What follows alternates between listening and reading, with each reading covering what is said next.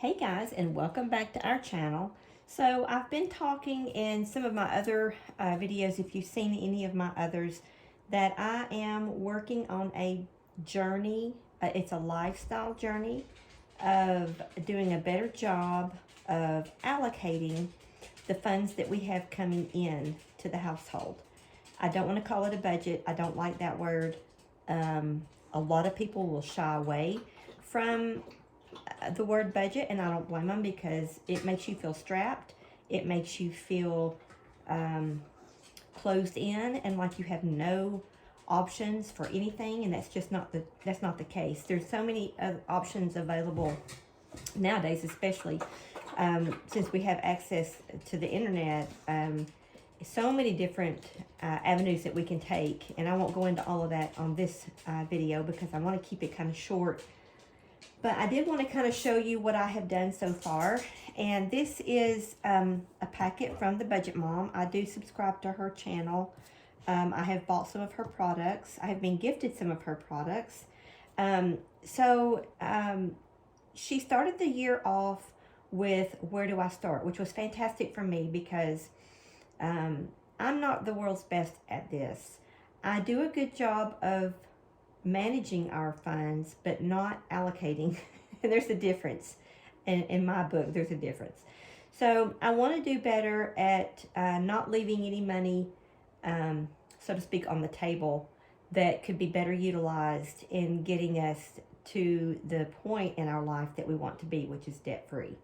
And so anyway, so I'm going to kind of walk you through what the Budget Mom, what she recommends, and I am trying my best to get on that bandwagon. So where do I start? And she gives you different boxes to check off, like you have to have a why. So because your why is driven by emotion. Emotion drives motivation, which is so true. Sometimes, like if you're an impulse spender, and say you have a really rotten day and it makes you feel better to go spend money, then if you have a why in place, you're going to think twice before you go spend those funds that you were going to use to pay extra on your car note or something like that. So it helps you to stay on your journey. It helps you not to fall off the bandwagon. So these are some questions that she goes through, and she highly recommends that you go through this process. So finding your why. For me, my why is financial freedom, to prepare for retirement, to get debt free. That is my ultimate goal. That is Pops's ultimate goal. Obviously, it does evoke emotion. I have not gone through here and completed all of this because pretty much my why is instilled in my heart, but I did want to write this statement down because for me, if I write it, it helps it become more real. So checking off a box might not be so for me, but to write it helps me keep it in my heart. So we're looking to become debt free so that we can get into retirement. So the first thing that she recommends, which is step 2, is track and categorize your spending. Track where every dollar is going in your life. Okay, so I started with December, and I haven't completed it, but I have gotten really long way with it. So far, I have 2.5 pages of expenses for December, which December kind of like the ultimate month to start with because of Christmas, and so now this will help me to establish my gift, my cash envelope for gifting for Christmas. So that will help me already prepare for next year. So I'm kind of a step ahead. But what I did is I took the pages, the expense tracker pages that she provided in this Where Do I Start packet, and made copies because I knew that one page was not going to be near enough. So I have several pages, and as you can see, I'm still not done.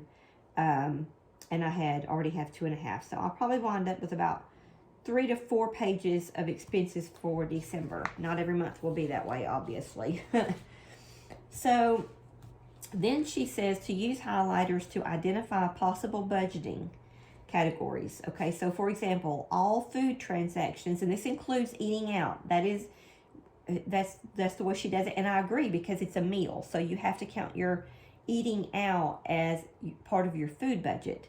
So use highlighters to identify possible budgeting categories. For example, all food transactions can be highlighted blue. Try to use different highlighter colors for each category. So I'll be right. I'm actually gonna pause this for just a second because I want to show you something. Okay, I'm back. So I wanted to show you my highlighters that I got. And I started off with these, but there weren't enough colors in here for me.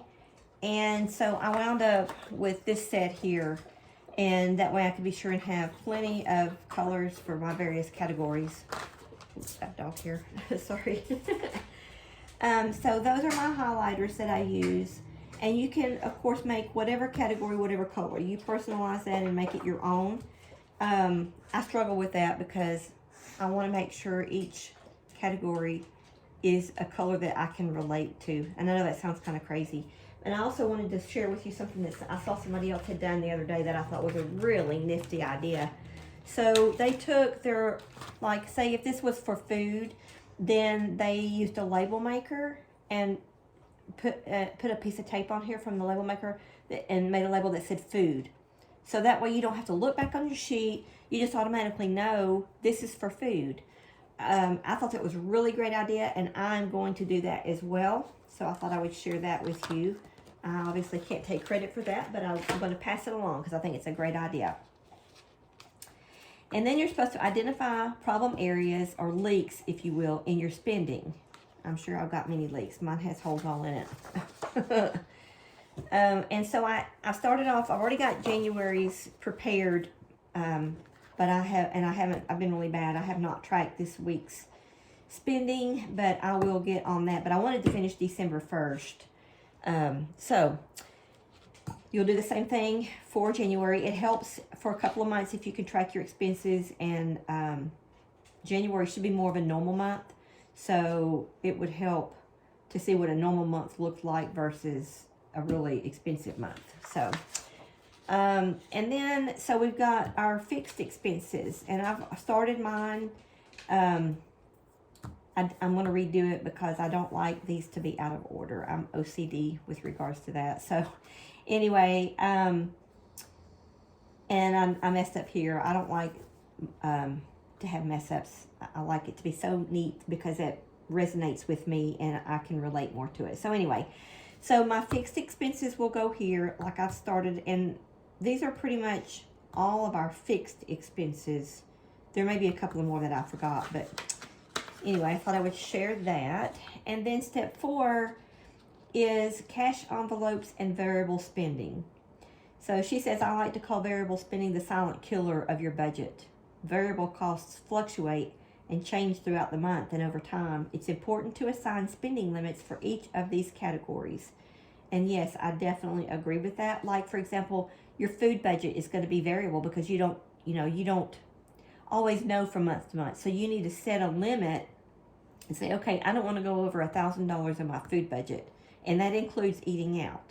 So she says, list out your variable expenses. Use the budget categories created in step 2 to create 3 to 4 cash envelopes. Start by creating cash envelopes around the problem areas in your spending.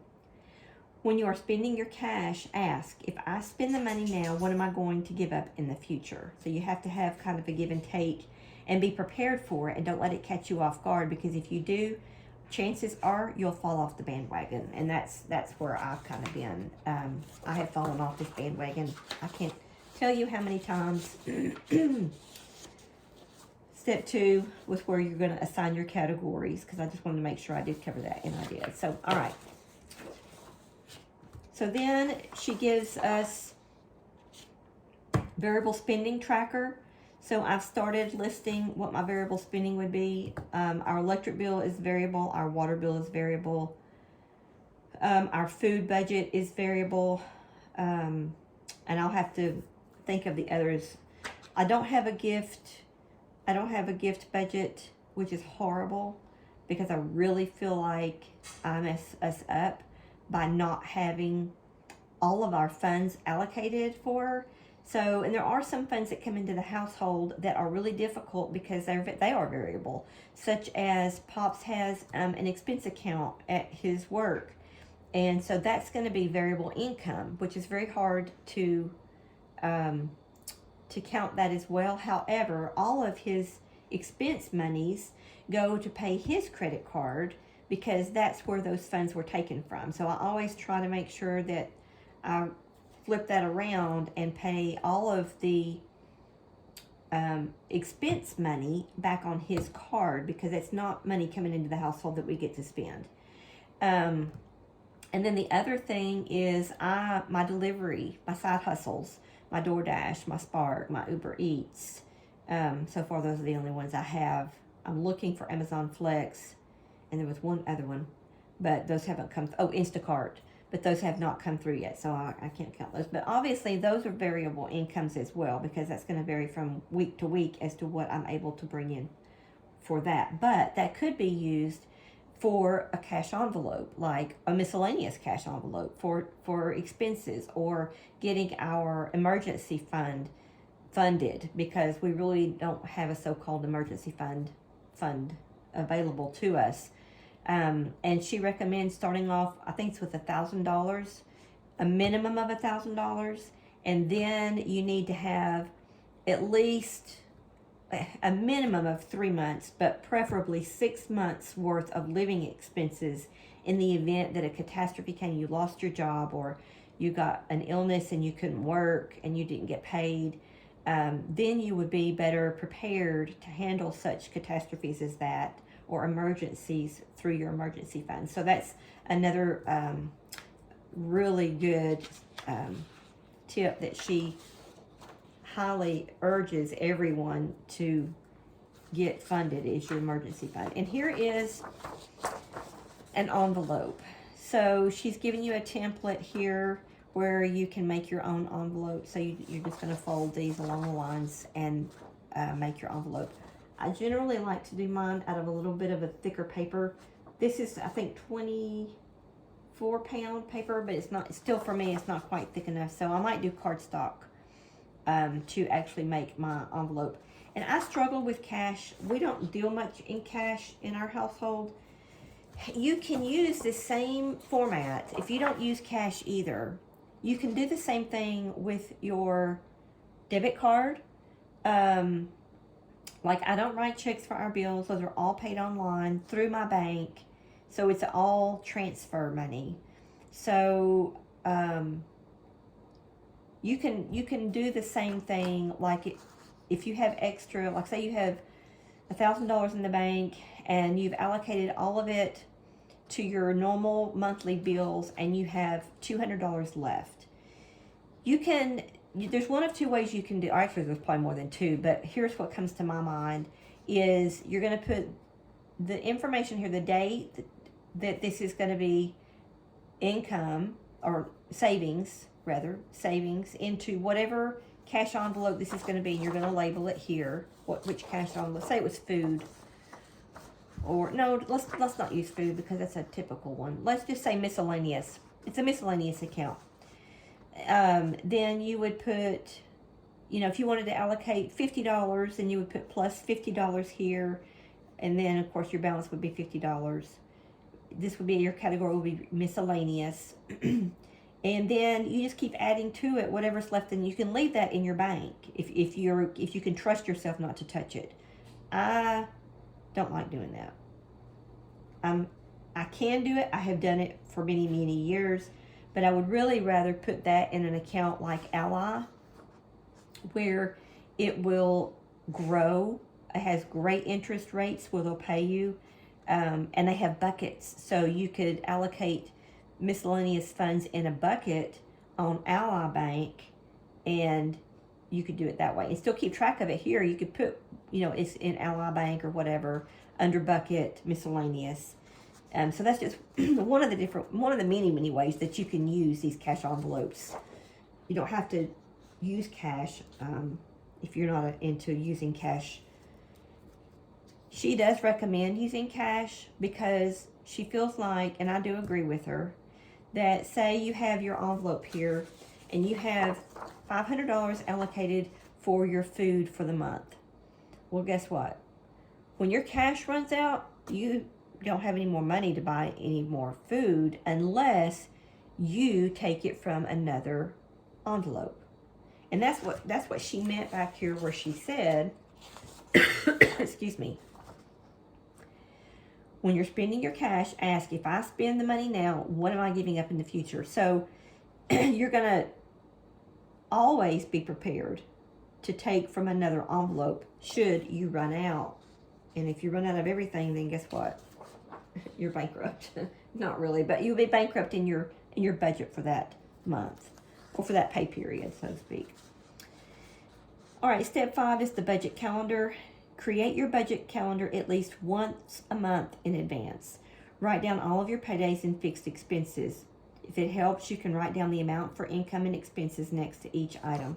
So here's her calendar that she's given us. And as you can see, she's got an example here. It might be kind of hard to see. I don't know.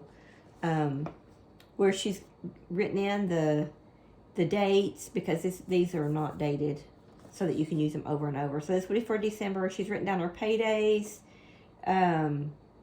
When's things like there's a student loan due here, a credit card payment here. So you can kind of see how she's done this in the example. And you're going to use this as a reminder and a reference guide when you're creating each paycheck budget, because this is for the month. Let me see if she gives us an example of her actual, no, that's savings goals. No, let's see, she might not have actually, here we go, right here. This is what I'm looking for. This is her actual budget by paycheck page. And you might have to, if you do something like this, you can do this in an Excel spreadsheet. You can do it online. You can make your own. You can do an Excel and print it off. Whatever works for you. But it helps me to be able to see. And what I was going to say, if there's not enough lines here, you can make another copy. Or if you use Excel, there should be plenty of lines because you can print off exactly what you need. But it helps to see what expenses went where, how much came in for this paycheck. This is by paycheck. So it kind of correlates. You know, you have your monthly here. Somewhere, here we go. We have your monthly. So you can at a glance see when things are due. But then you have by each paycheck. And that's really, really helpful. I think it's helpful for me. I know it's helpful for me. I think everybody would find it helpful to be able to have it actually on paper where you can physically see where every penny goes. And that's her system, is every penny that comes into your household should have a category, should have an envelope, should have a place, should have a home. So say you have your regular income, and then say you have a side hustle and you get an extra $500 for the payday, not the month, but for the payday. Then you're going to put bonus income. That would just be considered bonus income. And the same thing here. This might not be enough lines for you for the income that you have coming in. And you can tailor this, customize it to meet your needs. That's the beauty of this. This is just like an outline that she gives you that you can actually take and customize it to meet your individual needs. And that's one thing I do love about this. I've just been a naughty girl and have just not done a really good job of staying on the bandwagon. But I'm really glad that I decided to try again, and to try with you guys. And I hope that some of you will jump on board, and maybe we can develop an accountability group to help hold each other accountable. I plan on doing at least, I plan on doing one video a week. I'm hoping I can hold true to that. I may have to do it bi-weekly. Actually, as a matter of fact, I probably will do bi-weekly, because that's our normal pay scale is bi-weekly, and my side hustles are weekly. So I'll probably just do one video every 2 weeks to help you along with what I'm doing, and hope that we can help hold each other accountable. If you need more than bi-weekly, then let me know by all means, and I will try to do a weekly video, and we can see how that turns out. So I'll do my best to accommodate. But if I don't hear from you, then I don't know. So if you can leave a comment and let me know what would work best for you, then I most definitely will try to make that happen, especially with regards to this, because this is so important to me. It really is, because it's going to mean a lot for our future, and our future is very, very near future. We are knocking on the door. So I'm trying to get us in a better place, so that we don't have to extend our retirement plans, if you will. All right, so, and here you go. So she says, step 9, tweaking and perfecting your budget isn't just about making changes in the future, but also making sure every budget reflects your real life. Each budget you create should be different, because your life isn't always the same. And that's the beauty about this, is the fact that it is flexible. Every single pay day that you get, you can tailor this plan to your lifestyle. And that's just, I love that. So after each budget, determine what worked and what didn't. If something didn't work, it doesn't make you a failure. It means your process failed you. It means you need to tweak it. You need to find out what would work better. And you'll know as you go along what didn't work well. I think you will. Although I'm still kind of trying to figure out what didn't work well for me. But anyway, I think most of you will know up front what didn't work well. And I don't really even like where it says that your process failed you. I think maybe for me, I would rather keep this on a positive note and say, okay, I need to tweak this a little bit so that it will work for me better. Not that it failed you, because it's a work in progress. And so I don't really think it would ever fail, so to speak. I may have failed me because I jumped off the bandwagon or fell off the bandwagon. But evaluate your spending and make changes in small, digestible, and achievable increments. And that's another really key factor for me, is don't overwhelm yourself with trying to look at everything at one time. Take one piece of this. Like for me right now, it's the expense tracker. Once I get the expense tracker completely filled out for December, I'll be in a much better position to move forward with January. But I don't want to move forward with January until I am confident that I have all of December's expenses entered in, because I don't want to start off missing data. And then, like, I say, oh, okay, well, I need $1,000 for Christmas next December, or this coming December. And then guess what? It didn't provide. It didn't suffice for what I needed, because I wasn't, I didn't get all of the expenses for December. So that's why I want to make sure that I've encompassed everything. So these are resources that she gives. There's a free resource library. It says the Budget Mom also has a ton of free tools and resources for everyone to check out. 100% free resource library. Find everything from cash envelopes to mindset and motivation worksheets. Then there's a Facebook group for the Budget Mom family, which I am a part of that. Like I say, I have purchased her program, so I do get access to this information. YouTube, here you can find real life budgeting scenarios as well as other in-depth walkthrough videos. Those are free. Instagram, this is the most active, the Budget Mom platform. You can find things here ranging from behind the scenes to the Budget Mom's very own personal life budgeting videos. That was something else that was really inspired me about her, is that she actually let you see her real life numbers. I mean, she used to live in a very small apartment, and that's when I first started following her and found out about her through my daughter is the one that introduced me to her. So I got to see real life every day, the Budget Mom, and it was not some foo-foo video, a feel-good type thing. It was real life, and that inspired me because she let you in to see her real life, and you knew the numbers were real, so you there was no questions asked. So, and then there's my Money My Way, and that's a book that she's written, and the Budget Mom blog. A lot of answered frequently asked questions are on her blog. And then there's a budget blueprint course, and that I've purchased that as well. So it gives 100% free self-paced courses introducing you to the budget by paycheck method, and they're all very, very helpful. Oh, I left out step 3. No, I didn't. I went over step 3. I just got it out of order. So anyway, I hope that this has not been too long of a video and overwhelmed you, but I did want to share this packet with you because this was a lifesaver for me, and it gave me the opportunity to jump back on the bandwagon, especially here in January at the first of the year. And so I hope that it will inspire you, and I'm hoping that maybe we can develop an accountability group. Post any questions that you have in the comments section. I'll be more than happy to try to answer those, and if I can't, then I will try to point you in the direction of someone that might be able to.